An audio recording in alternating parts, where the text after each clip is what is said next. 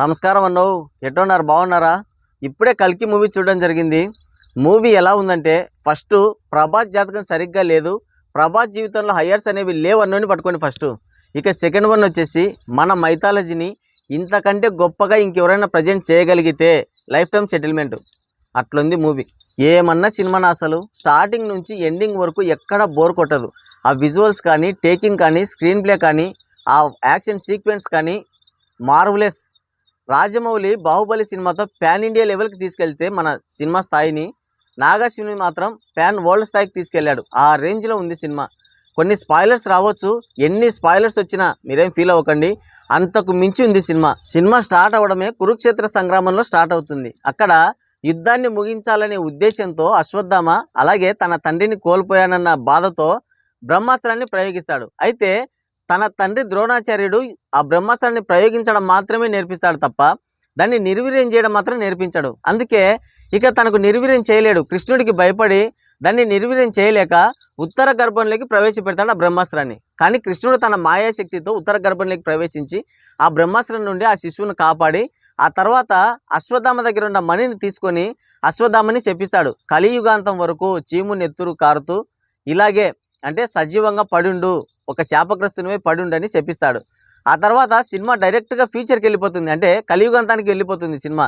అక్కడ శంబాల, అదే మన హిమాలయాల్లో ఒక మిస్టీరియస్ ప్లేస్ ఉంది కదా శంబాల, కలికి అవతారం అక్కడే స్టార్ట్ అవుతుంది అని అనుకుంటారు. ఆ శంబాల, ఆ తర్వాత కాంప్లెక్స్, ఆ తర్వాత కాశీనగరం, ఈ మూడింటికి అంటే పాస్ట్లో కురుక్షేత్ర యుద్ధానికి, ఫ్యూచర్లో ఈ శంబాల, కాంప్లెక్స్, కాశీ, ఈ మూడింటికి కనెక్టింగ్ చేసిన విధానం అయితే చాలా అంటే చాలా బాగుంది. ఇంకొకటి ఏంటంటే, మనం ఆ విజువల్స్ చూసినప్పుడు నిజంగా ఫ్యూచర్ ఇలాగే ఉంటుందేమో అంటే ఆ భవిష్యత్తును ఊహించడం చాలా కష్టం. అటువంటిది ఆ భవిష్యత్తును ఊహించి మనం ఎలా ఉండబోతున్నాం, మనకు కావాల్సిన అదే గాలి కానీ, నీరు కానీ, ఇవన్నీ ఏ విధంగా ఉంటాయి, ఫ్యూచర్లో మనం వాడే వెహికల్స్ ఏ విధంగా ఉంటాయి, మన బ్రతుకులు ఏ విధంగా ఉంటాయి అనేది ఊహించి చెప్పడం అనేది నిజంగా అంటే నిజంగా చాలా కష్టం. సినిమా పోస్టరు, ట్రైలరు, టీజర్లు చూసి డ్యూన్కి కాపీలా ఉంది, స్టార్ వార్స్ని పోలింది, ఆ తర్వాత అవెంజర్స్లా ఉందని, నా బొచ్చులా ఉంది. అసలు ఆ మాటకు వస్తే కాపీ అనే మాట కాదు, ఇప్పుడు మన సినిమాలో నుంచే వాళ్ళు కాపీ కొట్టాలి, ఆ రేంజ్లో ఉంది సినిమా. నాగార్జున ఆ విధంగా బిల్డ్ చేశాడు సినిమా మొత్తాన్ని కూడా. Excellent, marvellous. ఎంత చెప్పినా తక్కువే సినిమా గురించి, మీరు నిజంగా చూసి తెలుసుకోండి. ఇంకోటి, ప్రభాస్ని మన సలార్ మూవీతో కానీ, ఆదిపురుష్ కానీ, రాధేశ్యామ్ కానీ, సాహో కానీ, అంటే బాహుబలికి ముందు చూసిన ప్రభాస్ని మనం ఏ సినిమాలో కూడా ఇంతవరకు చూడలేదు. ఆయన తర్వాత బాహుబలికి తర్వాత వచ్చిన సినిమాల్లో ఆ మిర్చి, బుజ్జిగాడు, ఆ రేంజ్ వింటేజ్ ప్రభాస్ని చూస్తారు ఖచ్చితంగా సినిమాలో. ఆ తర్వాత దీంట్లో ఆర్జీవి, రాజమౌళి, విజయ్ దేవరకొండ, వీళ్ళంతా కూడా ఉన్నారు సినిమాలో. మీరు స్పాయిలర్స్ అనుకోవద్దు, స్పాయిలర్స్ ఏం లేదు, సినిమాలో ఉన్నారు వాళ్ళంతా. కానీ మనం ఊహించిన దానికంటే కూడా ఎక్కువే ఉంటుంది. నేను ఎంత చెప్పినా సరే మీరు స్పాయిల్ అవుతుంది అని మాత్రం అనుకోవద్దు. నేను ఎంత చెప్పినా సరే, మీరు ఎంత ఊహించుకున్నా సరే, అంతకు మించి ఉంది సినిమా. ముఖ్యంగా విజయ్ దేవరకొండకైతే ప్రాణం పోసింది ఈ సినిమానే చెప్పాలి. ఎందుకంటే ఖుషి, తన లాస్ట్ మూవీస్ అయిన ఖుషి, లైగరు, ఆ తర్వాత ఫ్యామిలీ స్టారు, ఈ సినిమాలతో ఎంత బ్యాడ్ నేమ్ మూట కట్టుకున్నాడో ఈ సినిమాలో ఉన్న క్యారెక్టర్, అర్జున క్యారెక్టర్ పోషించాడు. ఆ క్యారెక్టర్తో ఇంకో 10 మెట్లు ఎక్కేసినట్లే అనుకోండి ఖచ్చితంగా. అట్లా ఉంది. కనీసం ఒక 2 నిమిషాలు 3 నిమిషాలు అంతకంటే ఎక్కువ లేడు. కానీ తను పోషించిన పాత్ర తనకు జీవితాంతం గుర్తుండేలా ఉంది సినిమాలో. కురుక్షేత్ర సంగ్రామంలో శపించబడిన అశ్వత్థామ ఫ్యూచర్లో ఎప్పుడైతే రీఎంట్రీ ఇస్తాడో అప్పుడు సినిమా బొమ్మని లేస్తుంది. కానీ బోయపాటి సినిమాలలాగా పెద్ద పెద్ద ఎలివేషన్లు అయితే ఉండవు రీఎంట్రీకి, చాలా సైలెంట్గా వస్తాడు మళ్ళీ.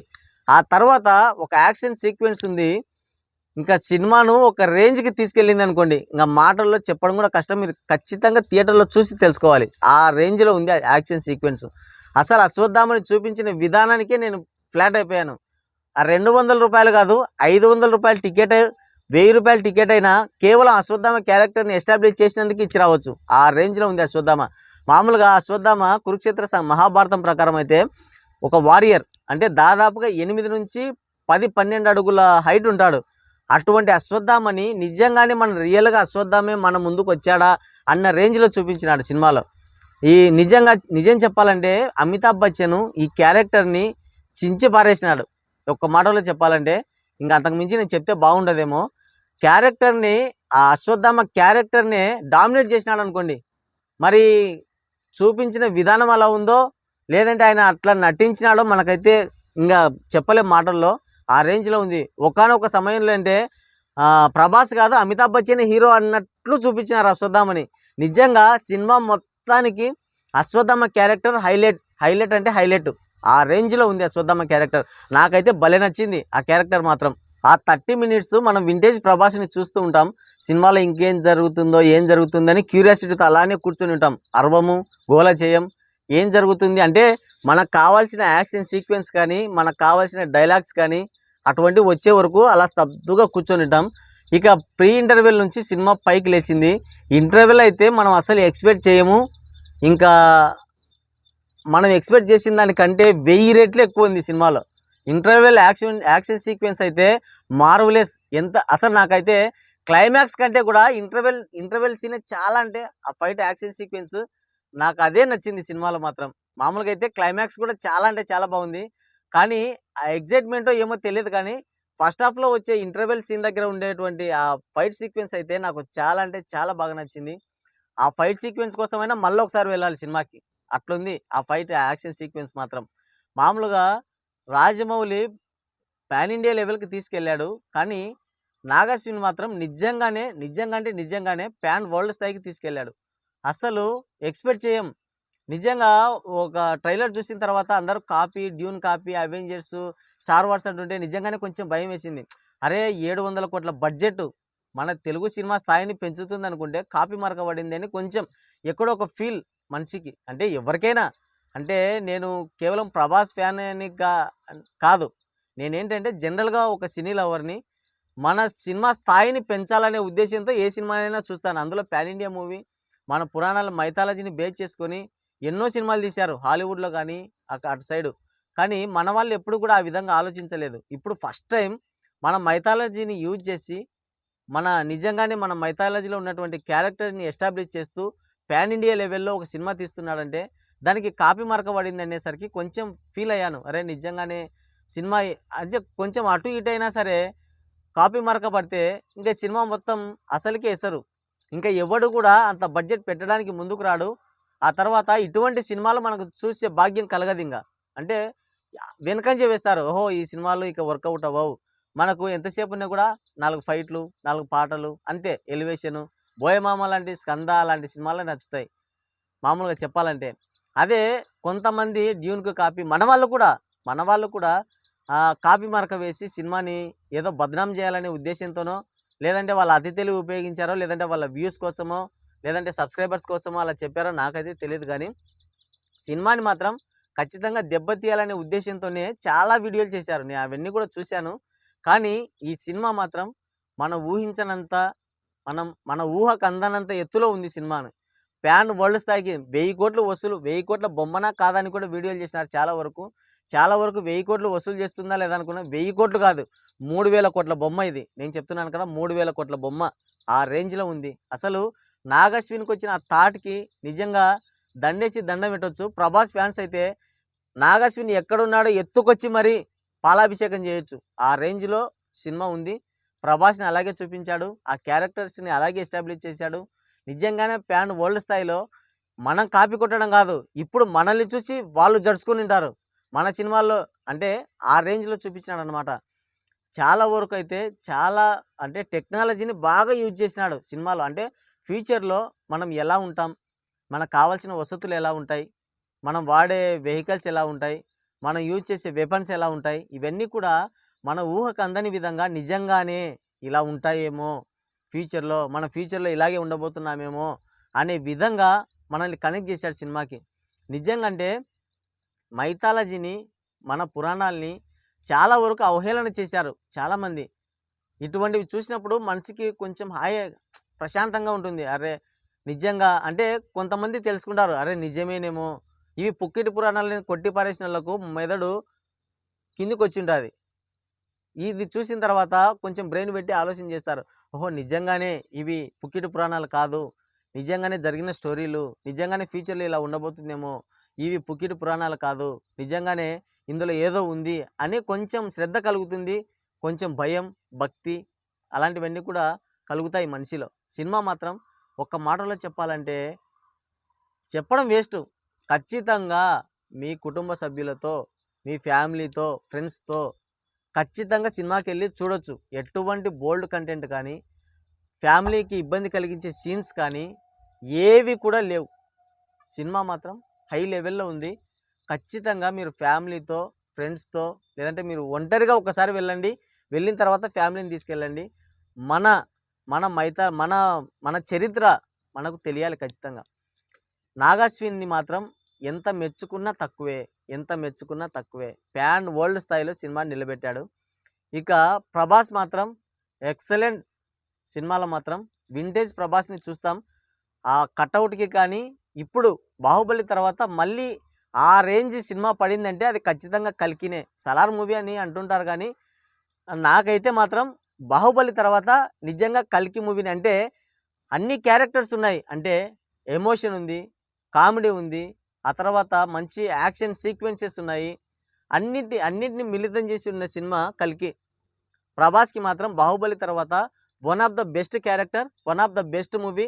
భవిష్యత్తులో ఇంకా ఇలాంటి సినిమా వస్తుందో ప్రభాస్కి రాదో నాకైతే తెలియదు కానీ, ఎందుకంటే నేను వేణుస్వామిని కాదు, రాదని చెప్పలేను, వస్తుందని చెప్పలేను. కానీ సినిమా మాత్రం చాలా అంటే చాలా బాగుంది. ప్రభాస్కి ఇలాంటి క్యారెక్టర్, ఇలాంటి మూవీ ఇంకా భవిష్యత్తులో మాత్రం రాకపోవచ్చు. అయితే పార్ట్ 2, పార్ట్ 3 కూడా ఉన్నట్లే ఉంది సినిమా చూస్తుంటే మాత్రం. లాస్ట్లో కల్కి యూనివర్స్ అని ఎండ్ అవుతుంది సినిమా. ఇక కమల్ హాసన్ కూడా జస్ట్ ఒక 3 మినిట్స్ అనుకుంటా, 2, 3 అంతే, 3 మినిట్స్ ఉంటాడు అంతే. సినిమాలో పెద్దగా క్యారెక్టర్ లేదు, కానీ ఉన్నంతసేపు మాత్రం నిజంగా కలిపురుషుని చూసినట్టు అసలు భలే ఉంది. ఆ ఉన్న 2 నిమిషాల క్యారెక్టర్ అయినా కూడా చాలా అంటే చాలా బాగుంది సినిమాలో. ఇంకా ఆ తర్వాత ఆర్జీవి, రాజమౌళి చెప్పాను కదా, ముందే చెప్పాను కదా. ఆ తర్వాత అర్జున క్యారెక్టర్ వేసిన విజయ్ దేవరకొండ, మన ప్రియాంక ఏం పేరు, హీరోయిన్ పేరు గుర్తు రావడం లేదు, ఆమె కానీ, ఇంకా అందరూ ఎవరికి ఇంకా కొందరు మధ్యలో వచ్చి వెళ్ళారు కానీ వాళ్ళకంత సెకండ్ పార్ట్లో ఏమన్నా ప్రిఫరెన్స్ ఉంటే ఉండొచ్చు, కానీ ఇలా వచ్చి అలా వెళ్ళారు. కనీసం వాళ్ళు ఎవరో కూడా నాకు గుర్తులేదు. మలయాళ యాక్టర్స్ అనుకుంటాను, కొంతమంది మలయాళ యాక్టర్స్, కన్నడ యాక్టర్స్ అనుకుంటాను. మధ్యలో అలా వచ్చి వెళ్ళారు ఒక కొద్దిసేపు, ఒక 2 నిమిషాలు 3 నిమిషాలు. వాళ్ళకైతే అంత ఇంపార్టెన్స్ ఉన్నట్లు నాకు కనిపించలేదు సినిమాలో. బహుశా పార్ట్ 2లో వాళ్ళ గురించి ఏమైనా ఉంటే ఉండొచ్చు. ఇంకా తర్వాత సినిమా మొత్తాన్ని ముగ్గురు, సినిమా మొత్తాన్ని కూడా ముగ్గురే నడిపారు. ఒకటి నాగాశ్విన్ లేకుంటే ఈ సినిమానే లేదు. ప్రభాస్ లేడు, అమితాబ్ బచ్చన్ లేడు, ఎవ్వరు లేడు అసలు. ఫస్ట్ నాగాశ్విన్, ఈ క్రెడిట్ గోస్ టు నాగాశ్విన్. దాదాపుగా 60% క్రెడిట్, 100లో 60% క్రెడిట్ ఒక్క నాగాశ్విన్కే ఇవ్వచ్చు. ఆ తర్వాత సినిమా మొత్తాన్ని తమ భుజస్కంధాలపై మోసిన వాళ్ళు ఎవరంటే బాహుబలి, ప్రభాస్, ఆ తర్వాత అశ్వత్థామ.